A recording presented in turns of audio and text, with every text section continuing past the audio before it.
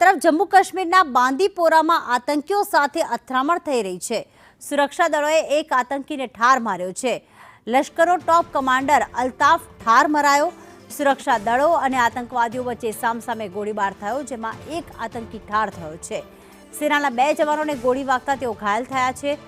કુલનાર બાજીપુરા વિસ્તારમાં અથડામણ થઈ। સમગ્ર વિસ્તારની ઘેરાબંધી કરી સર્ચ ઓપરેશન શરૂ કરવામાં આવ્યું છે। જે પણ ઘાટીમાં છુપાયેલા આતંકીઓ છે તેમને પકડીને મારવામાં આવી રહ્યા છે। શોધીને મારવામાં આવી રહ્યા છે। એક આતંકી ઠાર થયો છે, જે સુરક્ષા દળો અને સેના વચ્ચે જે સુરક્ષા દળો અને આતંકવાદીઓ વચ્ચે અથડામણ થઈ તેમાં બાજીપુરા વિસ્તારમાં ઘેરાબંધી કરી લેવામાં આવી છે અને આતંકવાદી ઠાર થયો છે।